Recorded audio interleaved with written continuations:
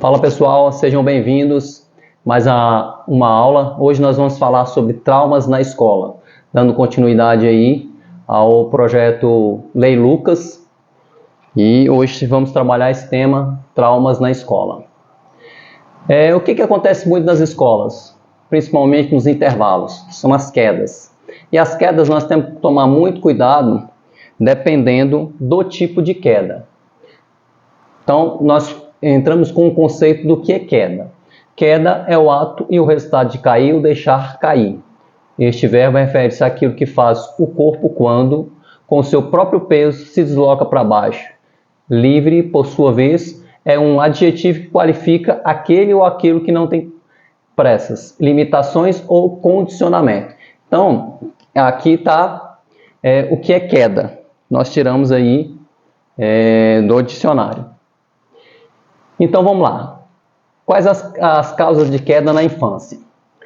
Então, as quedas elas podem se dividir, né? Quedas de adulto e idoso, na infância e no bebê. O adulto e idoso tem uma avaliação e um tratamento diferenciado. Agora, as causas, as crianças e os bebês, nós vamos falar aqui. As causas de queda na infância. O início do desenvolvimento, então a criança ela começa a conhecer as coisas, né? Tem aquela curiosidade. Então, o início do desenvolvimento, ela começa a caminhar, então por isso tem as quedas, começa já a conseguir descer de um sofá, descer de um brinquedo.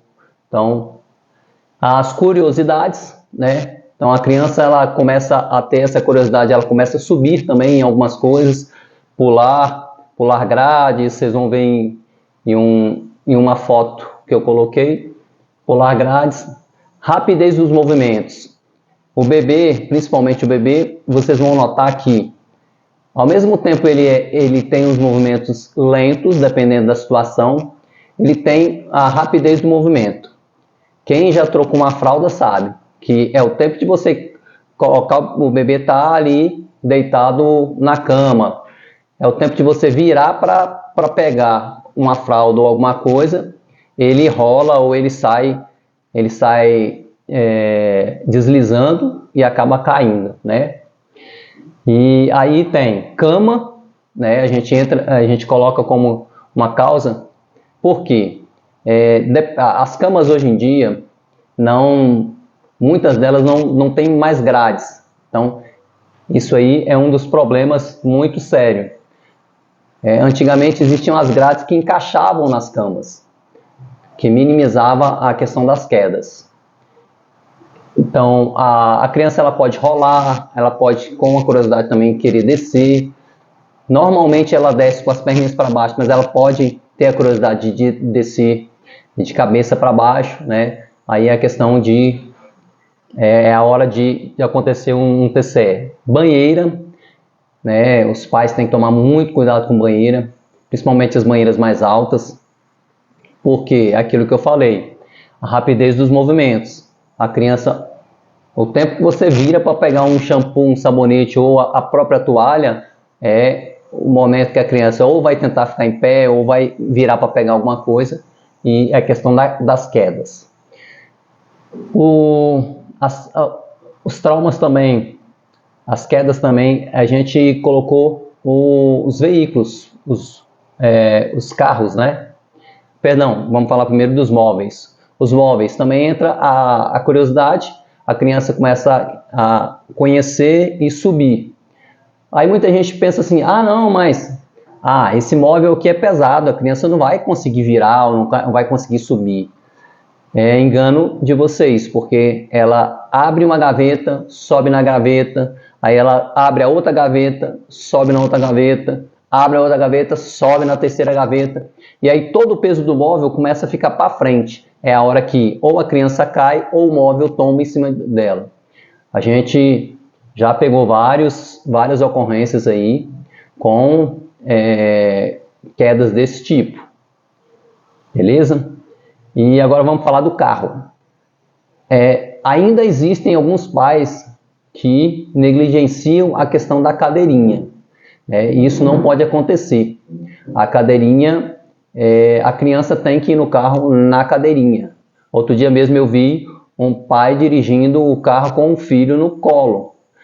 Ah, mas eu só vou ali na padaria, não posso colocar meu filho no colo e ele olhando como é que eu dirijo, olhando a paisagem. Não, não pode.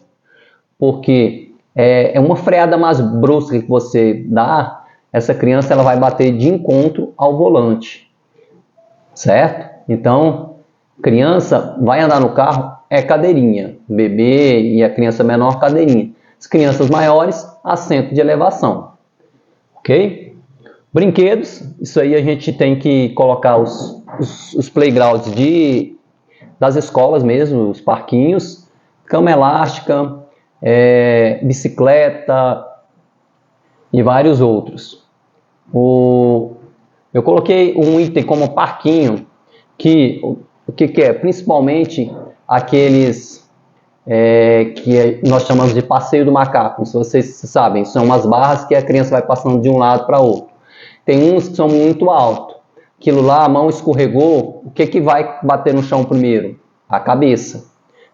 Ou ela bate costa e cabeça, ou ela bate nádega e depois vira batendo a cabeça.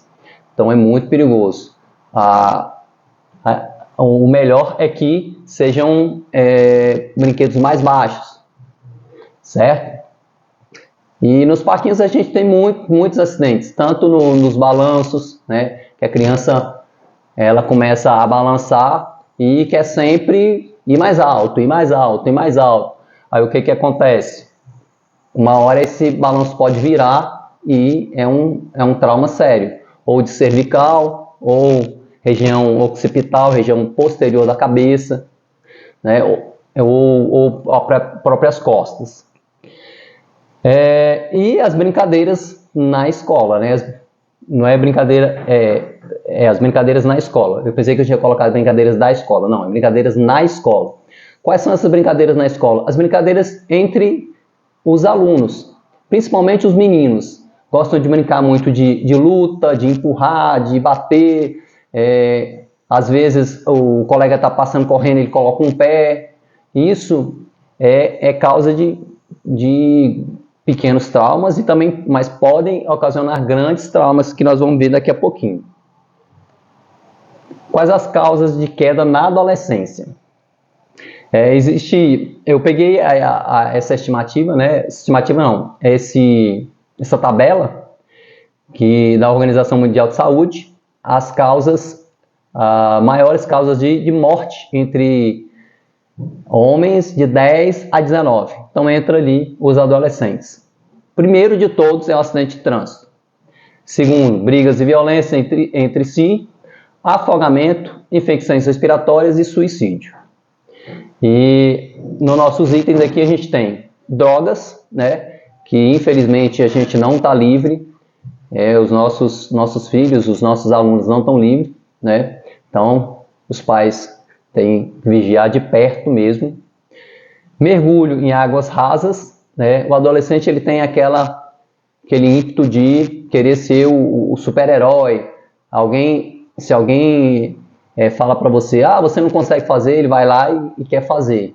Então é o momento que acontecem mergulhos em águas rasas. O que é? É você mergulhar num rio ou numa piscina que você não sabe a profundidade, a pessoa acaba mergulhando e batendo. Normalmente ele bate a mão primeiro, depois a cabeça, mas dependendo da técnica que ele usa, ele vai bater a cabeça primeiro, E aí é a hora que acontece lesão cervical. E lesão cervical é uma lesão muito séria. Esportes radicais, Nós temos aí vários, o skate, o patins, o freestyle de bicicleta e vários outros. Então, isso aí pode ocasionar traumas, Não é que a criança não pode fazer nenhum esporte radical, não. Pode fazer sim, mas com todo cuidado, com todo equipamento de proteção, com acompanhamento de professores. Não dá para a criança, eu gosto de skate, ela pegar um skate e sair aí pela rua, sem capacete, sem nada, né? Tivemos o caso, infelizmente, daquela repórter que estava andando de patins, né? Não, perdão, de patins não, de skate. E infelizmente a roda do skate travou, né? Ela caiu batendo a cabeça no chão. Foi óbito, infelizmente. Então, equipamento de proteção sempre, né? Eu faço alguns esportes também e tem que ter proteção. Vai andar de patins? Joelheira, cotoveleira, capacete, principalmente capacete. E é o que as crianças, os adolescentes e os pais mais esquecem do capacete. Acham que ou é feio, ou incomoda, ou sua muito, acaba não usando capacete. E capacete é prioridade. Eu tenho um professor, eu faço aula de patins, eu tenho um professor que ele fala, se você cair e rasgar o joelho, é só suturar que tudo se resolve. Rasgar o cotovelo, tudo se resolve. Mas se você cair e bater a cabeça, dependendo do trauma, não se resolve. Então, vamos prestar atenção nisso aí. Violência, que a gente já colocou ali, né? Infelizmente, os nossos jovens, tem muitos que estão aí, a realidade deles é a violência. Então, o adolescente, ele tem esse risco de queda, de trauma por violência. Móveis também, eles acabam... quer pegar alguma coisa, não está conseguindo, vai subir no móvel, vai subir num vaso, vai querer trocar uma lâmpada sozinho e não tem altura. Então, tudo pode ocasionar trauma. Tá? O carro também, se ele não está, dependendo da idade, ele não está devidamente, o cinto não está devidamente colocado, e esse carro vira a bater, ele vai ter um trauma diferenciado. Dependendo do local que o cinto esteja, pode ser um trauma de cravícula, né, e abdômen, que nós chamamos de lesão pelo cinto, que é uma lesão, mas não é tão séria. Ou ele pode estar sem cinto e ter uma lesão muito mais séria, de cervical, TCE, que é traumatismo crânioencefálico, né? E também eu coloquei aqui as brincadeiras na escola, que volta também, a gente acha que os meninos cresceram, mas eles continuam com as brincadeiras de luta, de dar chute, dar soco no colega, com algumas brincadeiras que não podem ser permitidas, né? Ou senão tem que ser regulada, porque senão acaba machucando. Então vamos lá, gravidade das lesões. Eu coloquei aqui entre parênteses, vocês vão notar, o leve. Pode ser uma lesão leve, ótimo. Mas essa lesão leve a gente tem que observar, porque essa lesão leve, o problema da queda e do trauma é o seguinte, que às vezes um trauma que parece ser leve, ele é grave, e às vezes um trauma que parece ser muito grande, ele é leve, entendeu? Então, vou explicar agora. Gravidade das lesões que nós consideramos leve. O que vem essa lesão? Um hematoma, né, que é aquele roxo, o galo, que é um edema subgaleal, que é esse que está na foto do bebê, né? Cortes superficiais, a cabeça, como ela é muito vascularizada, ela sangra muito, então qualquer corte assusta, mas às vezes é um trauma leve, ou pode ser um corte pequeno com um trauma mais grave. E a queda da própria altura. Quando eu estava montando essa aula, meu filho olhou e falou assim, queda da própria altura? Queda da própria altura não tem lesão, mas tem. Se você cair da sua própria altura, de costa, bater a nuca no chão, ou bater a cabeça, tem um trauma. Você está limpando uma casa ou fazendo alguma coisa, escorrega e cai para trás, tem um trauma. E esse trauma pode ser grave. E agora nós vamos falar os traumas graves. Isso aqui é um sinal de cuidado. Você professor, você orientador, você que trabalha numa escola, pegou um trauma, viu essas características, nós temos que ligar o alerta, chamar para o socorro e aguardar, né, sem movimentar muito essa vítima. Então, o que é? Queda com sintomatologia. O que é queda com sintomatologia? E a queda de altura. Eu vou explicar cada um deles. Queda com sintomatologia. O menino caiu, bateu a cabeça. Vocês podem até considerar leve, mas ele começou a vomitar. Mudou o padrão de sono dele. Ou a criança ou o adolescente. O que é padrão de sono? Todo dia depois do almoço ele dorme. Só que ele caiu, ele quer dormir agora. Ele está muito sonolento agora. Então ele mudou o padrão de sono. Ele caiu, mas toda tarde ele dorme. Pode deixar ele dormir? Pode, não tem problema nenhum, tá? Então, vomitou, padrão de sono. Você está vendo esse bebê aqui na foto? Que ele está com o olho bem roxo. Isso nós chamamos de o edema, né, com um hematoma. E quando ele está bem intensificado, os dois olhos, nós chamamos de sinal de guaxinim. É um sinal de TCE grave. Para vocês fica um pouco difícil, porque não é muito a realidade de vocês, mas se vocês conseguirem observar as pupilas do paciente, como é que eu vou fazer? Eu pego um celular, ligo a lanterna, jogo no olho da criança. E aí eu vou conseguir ver a retração da pupila. Se a pupila retraiu e ficou pontiforme, é um sinal de gravidade, tá? Se ela ficou bem fechadinha. A gente sempre vai avaliar os dois lados. Vamos supor que eu olhei a pupila, ela contraiu, tá desse jeito aí. Beleza. O outro olho, quando eu joguei a lanterna, ele ficou do mesmo jeito, contraiu do mesmo jeito, ou um está dilatada e o outro está contraída. Se um está dilatado e outro contraído, é sinal de gravidade. Temos que tomar bastante cuidado e essa criança nós temos que imobilizar a região cervical, que eu vou mostrar daqui a pouquinho, e chamar o serviço de emergência o mais rápido possível. Certo? Sintomatologia.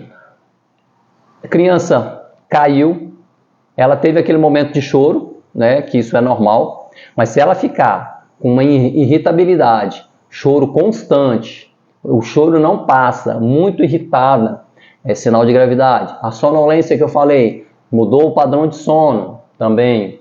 Dor de cabeça, coluna ou quadril prolongado, também é sinal de gravidade.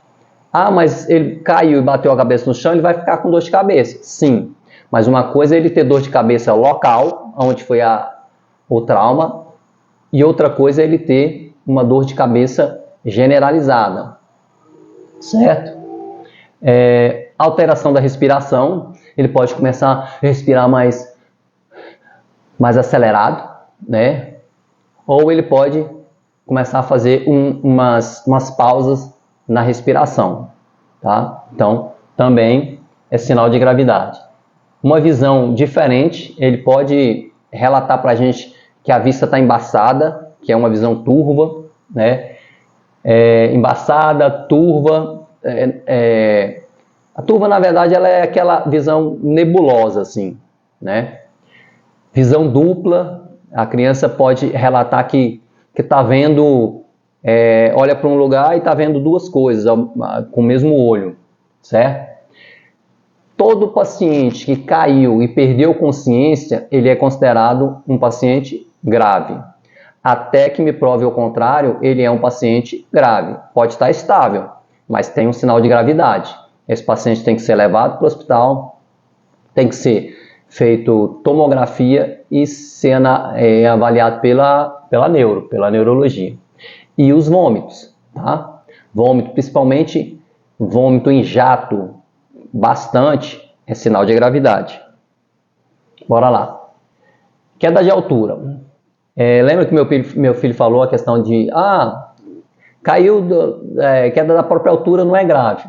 Vamos ver aqui. Se caiu mais de 4 degraus de escada, é grave, é considerado grave para o atendimento pré-hospitalar, tá?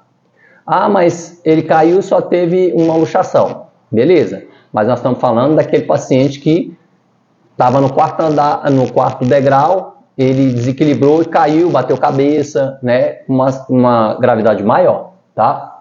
3 vezes ou mais a estatura da vítima. Então, vamos supor que a gente pegue uma criança aí de 90 centímetros, um exemplo. Ele subiu numa escadinha, né? No terceiro degrau, quarto degrau, já tem 3 vezes a altura dele.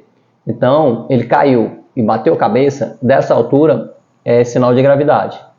Mais de 1 metro para criança abaixo de 2 anos e mais de 1,5 metro para criança acima de 2 anos. Beleza?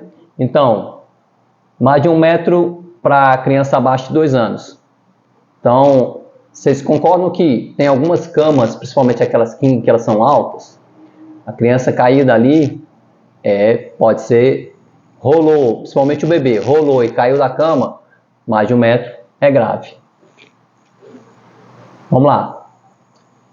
E nessas quedas, nós podemos ter os traumas de TCE, trauma crânioencefálico, que nós falamos, né, com as batidas de cabeça, e nós podemos também ter os traumas de extremidade. Os traumas de extremidade é o que mais acontece nas escolas. Então, nos traumas de extremidades nós temos as fraturas, as luxações, as entorses, distensão e o estiramento, que nós vamos passar. Trauma de extremidade, a fratura. A fratura é a solução de continuidade de uma estrutura óssea, podendo ser total ou parcial. Geralmente resultante de um mecanismo agressor importante. Então, o osso é uma estrutura de continuidade. Ele foi rompido, essa estrutura de continuidade é uma fratura. E quais as causas das fraturas? São provocadas por qualquer traumatismo ou movimento brusco que exerça sobre um osso uma força superior a que o mesmo pode suportar. E, embora os ossos sejam estruturas sólidas, como tem certo grau de flexibilidade, a ruptura só ocorre perante a produção de uma força mecânica que ultrapasse a sua resistência. Então, o osso ele tem uma certa flexibilidade, mas dependendo de como você faz, de como o seu corpo gira, ele pode fraturar. Quer um exemplo? Criança tá brincando naquelas gangorras. Aquelas gangorras que tem a cadeirinha, né? E ela segura do lado. Não é aquela que tem o pau, não. Aquela da cadeirinha. Ela está brincando ali. Se ela colocar o pé naquela estrutura de metal e tentar pular, vai se fazer uma rotação. Com essa rotação, dependendo da força, ele faz uma fratura. Dependendo da situação, ele faz uma luxação, que vocês vão saber o que é. E as fraturas, elas podem ser abertas ou fechadas, tá? A fratura fechada é aquela fratura que tem deformidade, tem dor, tem inchaço, mas você não vê o osso para fora. Agora, a fratura exposta é aquela onde ocorre a fratura e o osso sai. O osso pode só sair e voltar sozinho. É considerado uma fratura exposta. Tá? Rompeu a pele, fratura exposta. Tá vendo ali no desenho? Ali está simulando um raio-x. A fratura fechada está ali no braço e a fratura exposta. Que fez a fratura, saiu só uma pontinha do osso, que é a espícula. Então, é considerado fratura exposta também. Como desconfiar que uma lesão é uma fratura? A gente só pode desconfiar, não tem como a gente afirmar. A única que a gente pode afirmar é a fratura exposta que você já está vendo. As outras, não. As outras a a gente tem uma desconfiança. Edema local, o pé muito inchado, dor, deformidade, crépito. O crépito é quando você pega no pé ou no local e faz um movimento, faz um barulhinho de cric-cric, sabe? Isso é crépito. Então, isso aí é sinal de fratura. O sangramento com deformidade é, no caso da fratura exposta. E a própria visualização do osso. Luxação. O que é luxação? É o desalinhamento das extremidades ósseas de uma articulação, fazendo com que a superfície articular perca o contato entre si. Está vendo aqui? Aqui é uma anatomia normal, onde a gente está mostrando a articulação do ombro, e ali é uma luxação. O que aconteceu? O ombro ele foi deslocado, ou por uma força mecânica ou por um trauma, ele foi deslocado. Ele saiu, mas não rompeu o ligamento, ele continua ali. Causa muita dor, mas tem como fazer a redução dessa luxação. Mas antes que alguém levante aí a bandeira de nós podemos colocar o ombro no lugar, podemos colocar a patela no lugar, não podemos colocar. Mesmo que você saiba a técnica de redução, de reduzir essa luxação, a gente não pode colocar. Por quê? Quando você coloca e dá tudo certo, ótimo, maravilhoso. Mas só que o que acontece? Você pode fazer a manobra para colocar esse ombro no lugar e você pinçar um nervo, lógico, sem querer. Você pinçar um nervo. E aí esse paciente, ao invés de ir para o pronto-socorro e resolver a luxação dele só com a manobra que o médico ia fazer, ele vai ter que ir para o centro cirúrgico, porque acabou de pinçar um nervo. Aí vai ter que tirar o ombro do lugar de novo, tirar a estrutura que tá dentro ali do processo glenoide e voltar, entendeu? Então é muito mais complicado. Então não coloque nunca. Entorse. A entorse, todo mundo confunde a luxação com a entorse. A entorse, o que acontece? A criança está correndo, o pé vira e volta. Causa muita dor, mas só... O que acontece? Está vendo aqui? O ligamento ele estira o ligamento e aí ele volta.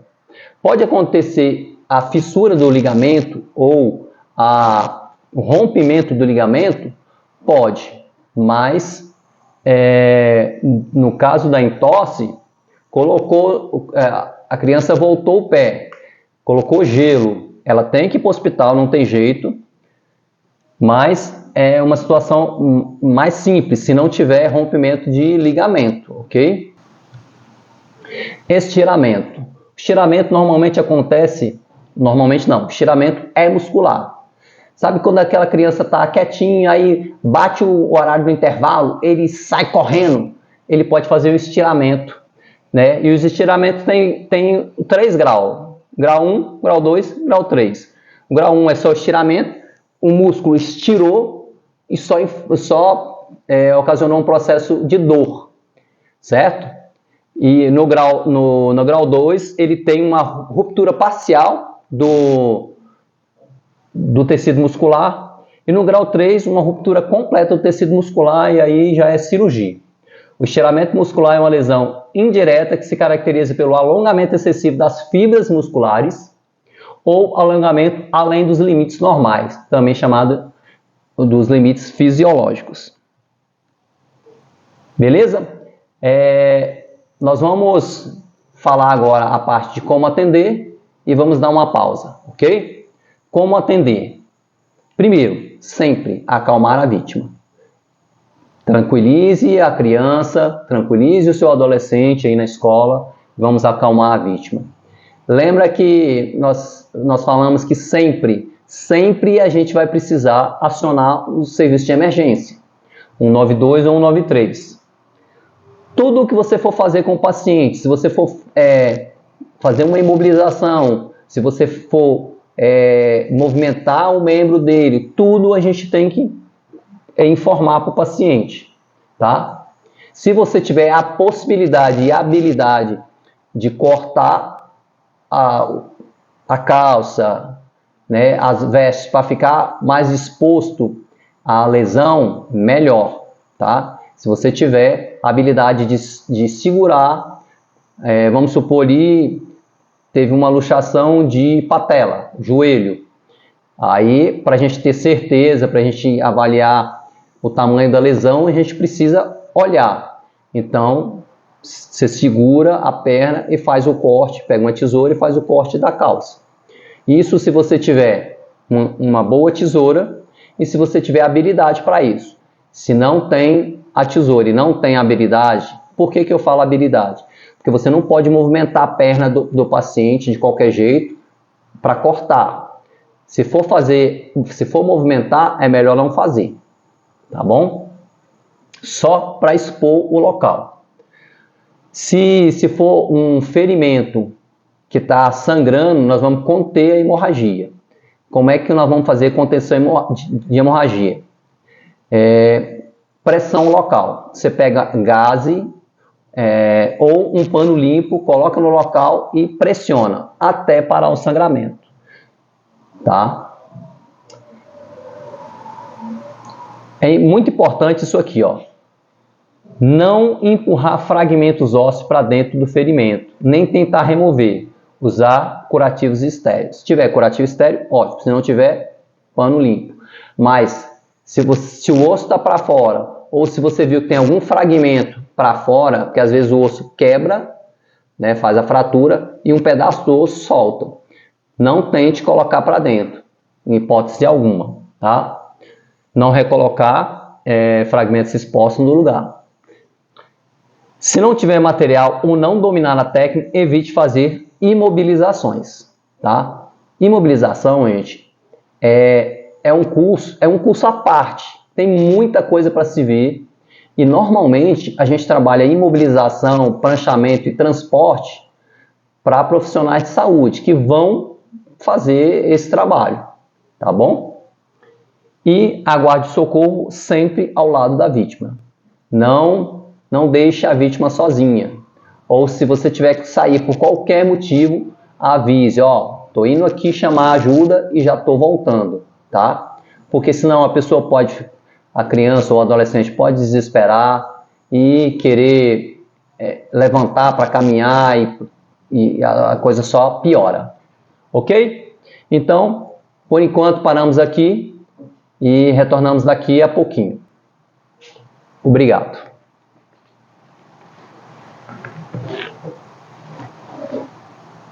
Beleza, pessoal? Estamos de volta.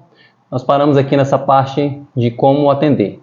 E o que eu deixo em destaque é o item 7 aqui. Se não tiver material ou não dominar a técnica, evite fazer imobilizações.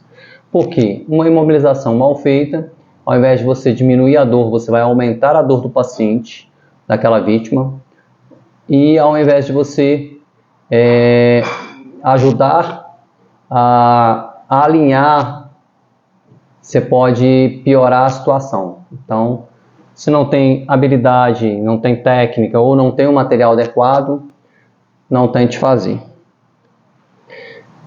Agora vamos passar para o TCE. Nós falamos um pouquinho sobre TCE, trauma crânioencefálico, e é importante que a gente saiba um pouco sobre TCE, porque toda e qualquer queda que a criança ou o adolescente bateu a cabeça, aquilo é um TCE. Só que existem graus de TCE. Trauma crânioencefálico leve, trauma crânioencefálico moderado e trauma crânioencefálico severo. Beleza? E por que, se a cabeça é uma estrutura tão dura, por que a gente tem que tomar esse cuidado? O que é o TCE? É qualquer agressão que acarreta lesão anatômica ou comprometimento funcional do couro cabeludo, no crânio, nas meninges ou do encéfalo, que é o próprio cérebro, tá? Mesmo que o crânio não esteja fraturado, o cérebro pode bater contra a parte interna do crânio e se danificar. Se houver sangramento dentro do crânio, poderão surgir complicações posteriores. O que isso acontece? O que eu quero falar com isso? Lembra que eu falei, o crânio ele é uma estrutura grossa e dura. Só que o cérebro lá dentro, ele está protegido só pelas meninges, que são aquelas capas que protegem o cérebro. As capas que protegem o cérebro, né? Quando acontece uma freada brusca, vou dar exemplo de um acidente automobilístico. O paciente está no carro e o carro colide e ele vem para frente, o cérebro dele também vem para frente, né? Porque ele acompanha a dinâmica daquele trauma, daquele acidente, certo? Então, o cérebro vem para frente e o próprio cérebro ele bate na calota craniana na parte interna, certo? E quais são os sintomas de um TCE? Então, são sintomas leves e tem os sintomas mais graves. Inconsciência e diminuição do nível de resposta. O que é o nível de resposta? Você lembra quando nós trabalhamos a parada cardiorrespiratória? Que aí a gente via a responsividade do paciente. A gente fazia um estímulo doloroso, lembra? Senhor, fazia o estímulo doloroso. E aí o paciente tinha uma resposta ou não. Aqui da mesma forma. Você vai tentar fazer algum estímulo, ou verbal, ou doloroso, né? Para que ele possa te dar algum sinal que não tem inconsciência, tá? Então, inconsciência e diminuição no nível de resposta, dor e inflamação no local da lesão, isso vai acontecer, tá? O corte pode ser um corte profundo, uma laceração, um hematoma no couro cabeludo, aquela testa, né, o galo, o edema subgaleal. O que acontece? Lembra que eu falei que o couro cabeludo ele é muito vascularizado? Então qualquer cortezinho vai sangrar bastante. Isso assusta. Hematoma retroauricular, o sinal de Batley. O que é esse sinal de Batley? O sinal de Batley, ele é um roxo que normalmente as pessoas que sofrem o TCE, ele tem um roxo atrás da orelha, atrás do pavilhão auricular, né? Então isso é um sinal de fratura de base de crânio. Então é um paciente grave. Então eu estou colocando aqui todos os sinais e sintomas de TCE leve, moderado e grave, tá? Tem o hematoma também periorbital. Lembra que eu falei dos olhos de guaxinim? O olho de guaxinim é aquele que fica os dois olhos roxos, também sinal de gravidade. Um dos olhos parece estar afundado, né? Você olha o paciente, parece que um olho está mais para dentro que o outro, também sinal de gravidade. Anisocoria, vocês lembram ali que eu mostrei a questão das pupilas? Quando as pupilas estão diferentes, tem uma anisocoria, tá? Pupila, uma está dilatada, uma está contraída. Você pode não ser da área de saúde, mas você sabe que aquilo ali não está correto, não é o normal, tá? Otorragia e rinorragia, o que é isso? Sangue saindo pelo ouvido e sangue saindo pelo nariz, tá? Pode, dependendo do trauma do TCE, pode sair também líquor, tanto do ouvido quanto do nariz. A questão do líquor é um líquido bem clarinho, tá? Que é o líquido cefalorraquidiano. Ele vai fluir ali do ouvido no nariz e nesse caso ele não pode ser contido. Esse paciente tem que ser levado para o hospital sem fazer essa contenção desse líquor. E o tratamento é feito no hospital. A lesão primária, o TCE com lesão primária, decorrente da ação da força agressora, ou seja, ligado ao mecanismo do trauma. Nos TCE, dois tipos de fenômenos biomecânicos podem ocorrer, que é o impacto do objeto na cabeça, né, ou da cabeça no objeto, e o que eu falei, o impacto do cérebro na calota craniana. Então aí ele gera a lesão secundária. A lesão secundária as lesões secundárias ocorrem segundo alterações estruturais encefálicas decorrentes da lesão primária, bem como de alterações sistêmicas decorrentes do traumatismo. É exatamente o que vocês estão vendo na figura. A pessoa bateu com a cabeça no anteparo e você não nota lesão no crânio, mas na parte interna o cérebro veio todo para frente, bateu na parte da frente e pode ter acontecido ali um pequeno sangramento, tá bom? Então, o traumatismo a gente tem que sempre ligar o alerta, tá? Ah, mas o menino só subiu vamos supor, ele subiu no escorregador e caiu, bateu cabeça. Tem sinais de alarme, igual eu falei? Irritabilidade, choroso, vomitando, perdeu consciência, tudo isso é sinal de gravidade, tá? Sinais aí do TCE também, vômitos, principalmente em jato, enjoo, fraqueza, alteração visual, pode ocorrer também visão turva, diplopia, que é a visão dupla, tá? Inconsciência ou diminuição do nível de consciência. O que é diminuição do nível de consciência? O adolescente, às vezes, ele caiu, bateu a cabeça e não está reconhecendo os amigos, não está reconhecendo a professora, não está reconhecendo o tio da portaria, entendeu? Então, assim, é isso aí. Você faz alguma pergunta para ele não consegue responder, do tipo: onde você mora? Quantos anos você tem? Que ano é hoje? Então, ele tem essa dificuldade, certo?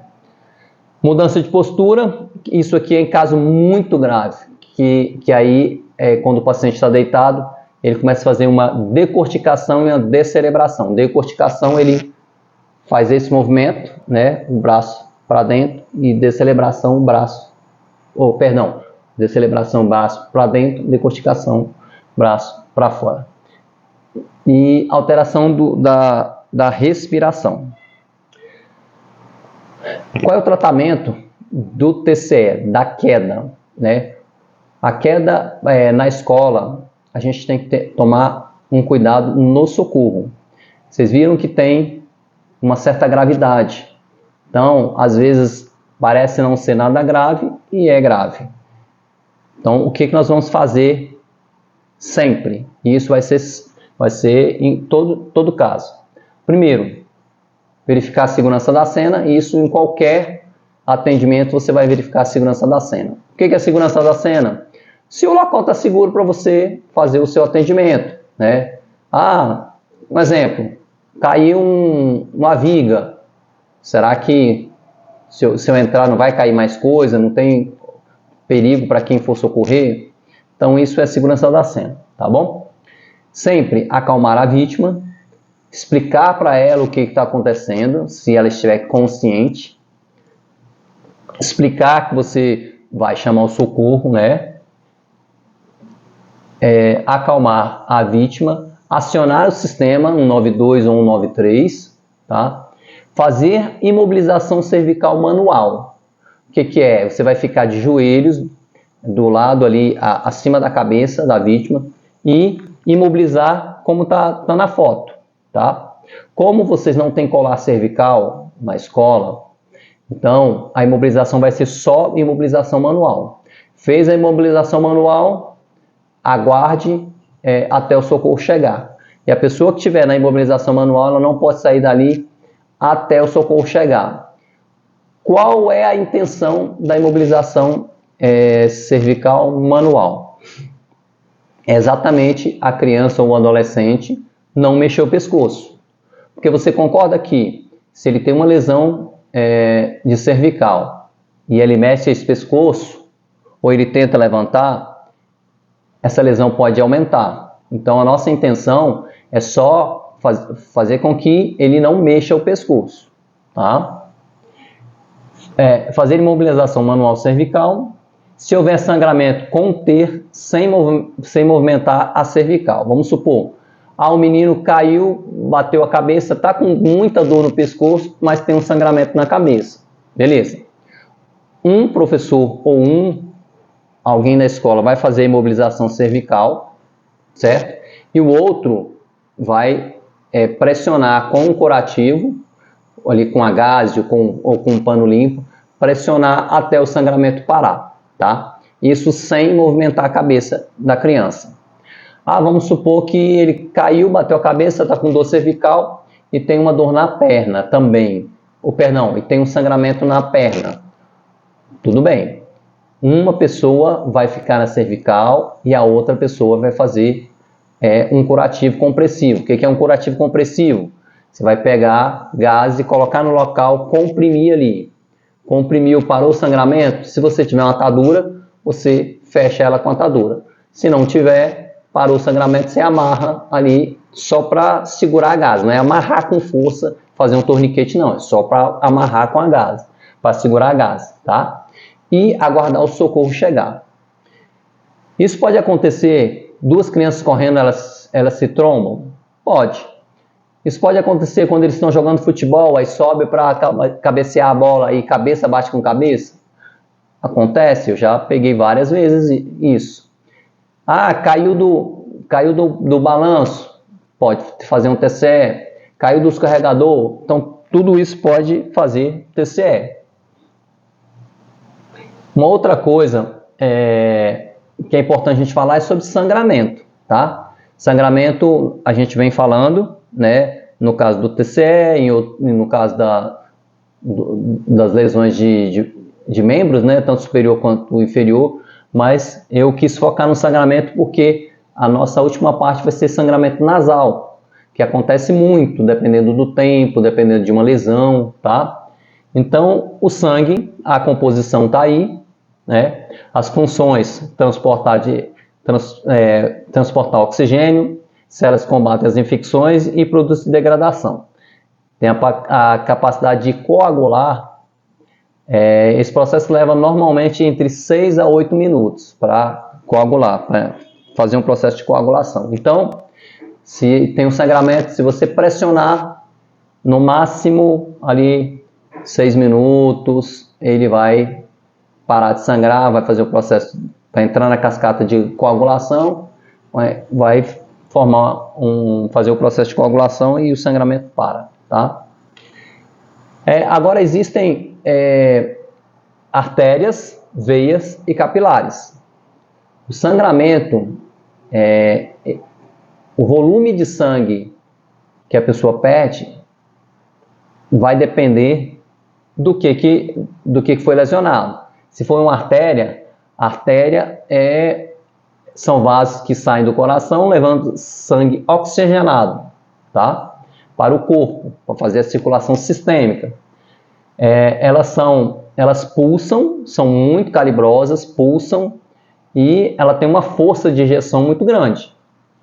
Então, o que acontece? Se a pessoa tem uma lesão e rompe uma artéria, o sangue vai estar esguinchando, tá? Aí você sabe que o sangue é uma artéria. Se é de cor vermelho vivo, também vermelho brilhante, né? Você vai saber que é sangue arterial. Veia, são vasos que chegam ao coração trazendo sangue carregado de gás carbônico, tá? O sangue venoso, ele é um sangue mais escuro. Ele é um sangue vermelho mais escuro. Quando a pessoa rompe uma veia, o sangue escorre, mas não esguincha igual a artéria, porque a veia não pulsa, beleza? E capilares são, às vezes, não sei se já aconteceu com algum de vocês, você bate em algum canto, principalmente a mão, os dedos, você bateu o dedo, aí você vê que que o povo chama de sangue pisado. Ficou um sanguezinho aqui, é porque você rompeu um capilar. Aí dali ele vai ficar roxo e depois vai sarar. O capilar são vasos sanguíneos bem pequenininhos, tá? O tratamento pré-hospitalar. Sempre usar EPI, equipamento de proteção individual, devido à biossegurança. Se você é importante que tenha pelo menos ali uma caixa de luva, máscara, que dê para você usar na hora de prestar um socorro. Porque toda vez que você vai fazer uma compressão, fazer um curativo, você corre o risco de tocar e se contaminar, né? E hoje a gente não conhece ninguém, então é melhor que não se contamine, né? Segundo, verificar a cena, que a gente sempre falou, né? Cena segura, beleza? Aí a gente tem a pressão direta. Pressão direta é aquilo que eu expliquei, você pega um curativo e pressiona diretamente na ferida, tá? Você faz a pressão direta e tem uma segunda forma que é pressão direta com elevação do membro. Quando o sangramento é muito, você faz pressão direta e eleva o membro para diminuir o sangramento. Um exemplo, membro superior no braço. Vamos supor que a pessoa está com artéria braquial, que é uma artéria do braço. Para controlar, a gente faz a pressão direta e levanta o braço, certo? No caso de um sangramento de uma artéria na virilha, pressionar sobre a artéria femoral, que é próxima da virilha, para controlar a hemorragia. Nesse caso, a gente não vai elevar o membro, você só vai fazer pressão direta. Teve uma das turmas que me perguntou a respeito do torniquete, e nós até mostramos o torniquete. Torniquete é uma medida extrema que só deve ser adotada em último caso, e se todos os outros métodos não falharem, quando os outros métodos falharem. Consiste em uma faixa de constrição que se aplica a um membro acima do ferimento, de maneira tal que se possa apertar até deter a passagem do sangue. Eu vou pegar um torniquete para mostrar para vocês. E volta. Então, pessoal, esse aqui é o torniquete, tá? Existem várias marcas. Esse aqui é um torniquete nacional, um torniquete simples, mas que é efetivo. Ele tem essa banda aqui para você abrir, certo?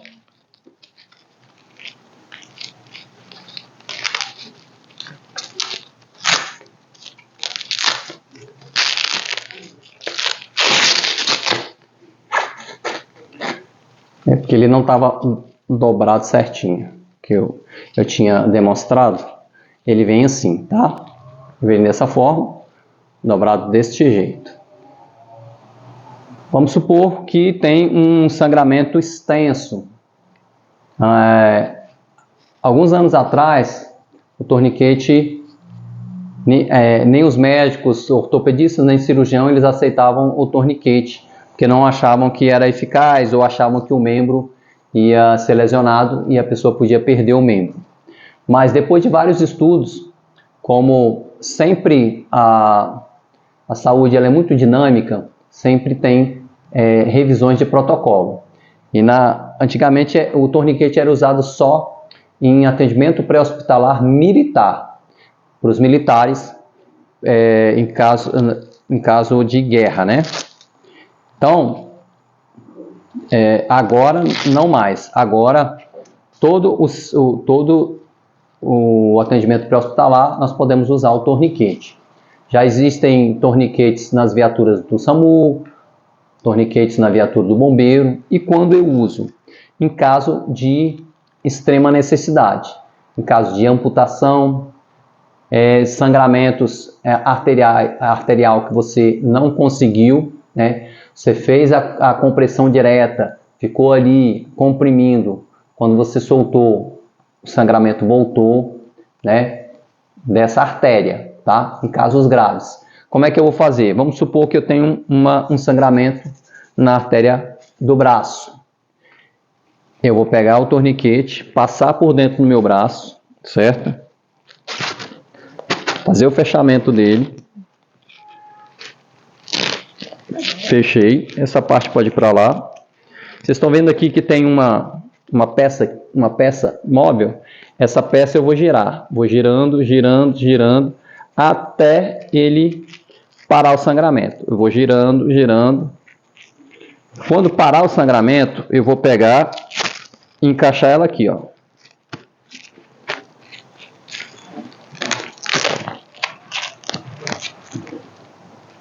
Observem aqui, ó. Eu encaixo ela aqui e prendo, certo? Depois que eu encaixei, eu posso vir com essa outra parte e jogar. Vocês podem estar notando que tem escrito time aqui. Antigamente, a gente tinha que colocar o tempo, porque tinha aquela história de 15 em 15 minutos, a gente abria, deixava o sangue escorrer de novo e depois fechava. Tá? No último estudo, foi visto que não tem essa necessidade.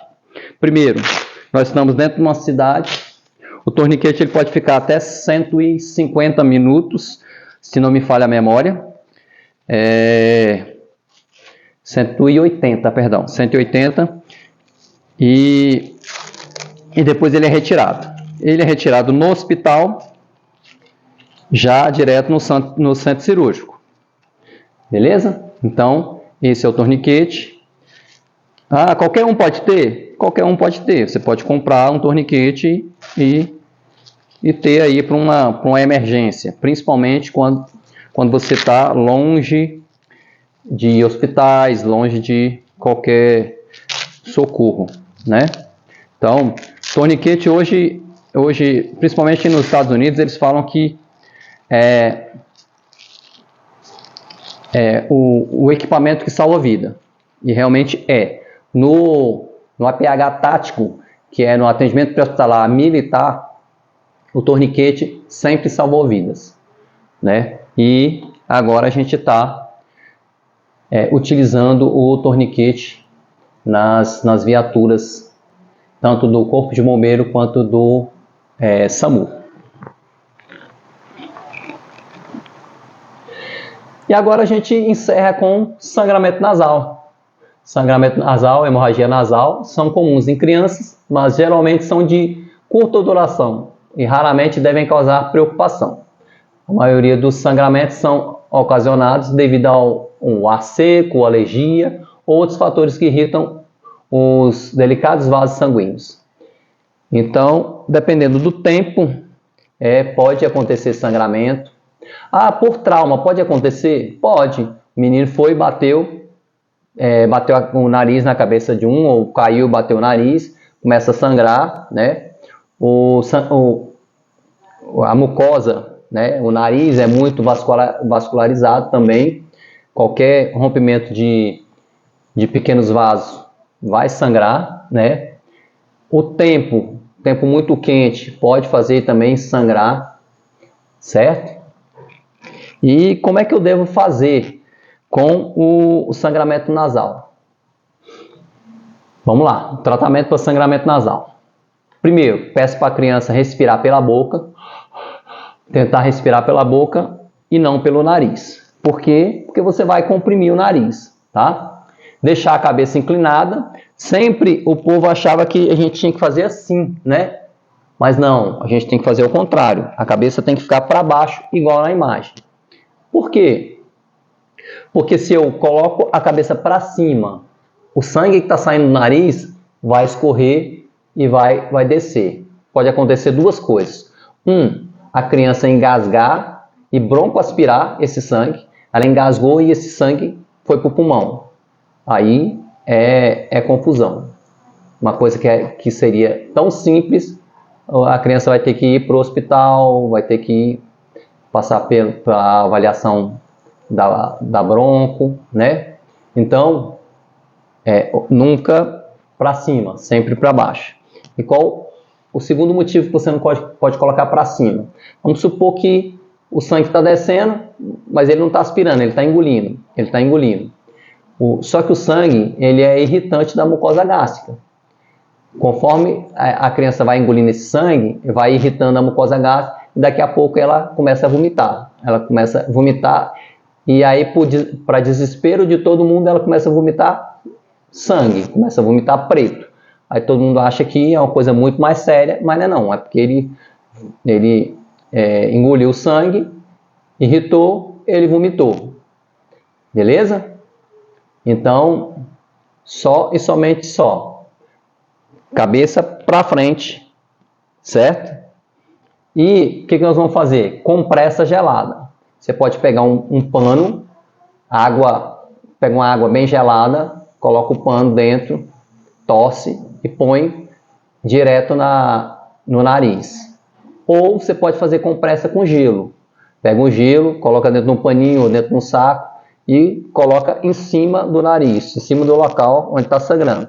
Que ali vai fazer uma constrição, né? Uma vasoconstrição, e vai parar o sangramento. Junto com, quando você estiver aplicando o gelo, com uma mão você pode aplicar o gelo e com a outra você pega e aperta. Apertou aqui, colocou o gelo. E aí deixa, tá? Porque vai ajudar a parar o sangramento. E aqui está falando, pegue um pano bebido em água gelada e coloque sobre o nariz, enquanto você aperta as narinas por 5 a 10 minutos. O pano gelado irá causar fechamento dos vasos, né, a vasoconstrição, e vai parar o sangramento. Em hipótese nenhuma, não lave esse nariz, porque quanto mais você lava o coágulo que tá ali, ele vai saindo e o sangramento vai voltar, tá? E não peça para a criança assoar o nariz, que às vezes, né, fala, não, assoa o nariz. Com o esforço ele pode romper outros vasinhos também. Então, não peça para assoar o nariz, e é só compressão com gelo, né, ou pano gelado e apertar o nariz. Beleza? Então, pessoal, essa foi a nossa aula. Aí a gente abordou um pouco de queda, né, os traumas na escola, um pouco de queda, TCE, só passando aqui, traumas da escola. TCE, quedas, trauma de extremidade, certo?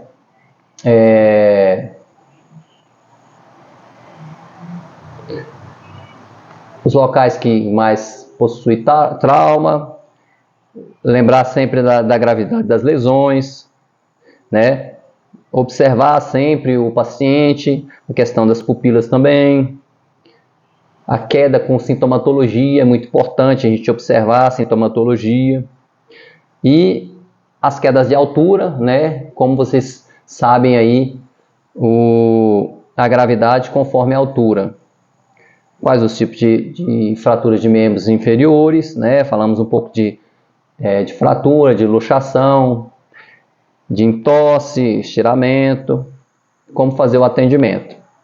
Eu só quero destacar na entorse e na luxação que nós podemos usar o gelo, tá? Para diminuir o edema. Pode pegar um saquinho com gelo, colocar lá para diminuir o edema. Na fratura também pode-se usar, mas a fratura não é tão eficaz. Na fratura não é tão eficaz quanto na entorse e na luxação. Falamos um pouco de trauma crânioencefálico, o que é os sinais e sintomas de TCE leve, moderado e grave. Quais são as lesões primárias, lesões secundárias do cérebro, os sinais e sintomas de um TCE mais grave, o tratamento, o que vocês podem fazer, né? O sangramento, como a gente conter o sangramento arterial, venoso, capilar, o tratamento, como nós vamos fazer, né? E o sangramento nasal. Pessoal, espero que tenha ajudado bastante aí vocês. Qualquer dúvida, vocês podem me seguir, me segue aí na rede social. Instagram é Zé Júnior Nurse, escreve Nurse, né, como o nome da empresa. O mesmo nome nós estamos no YouTube, José Júnior Nurse, e no TikTok também. Tem outros vídeos lá, né, de PCR adulto, infantil, como você fazer a manipulação do DEA e outras curiosidades mais. Beleza? Então, é isso. Fiquem com Deus. Muito obrigado mais uma vez.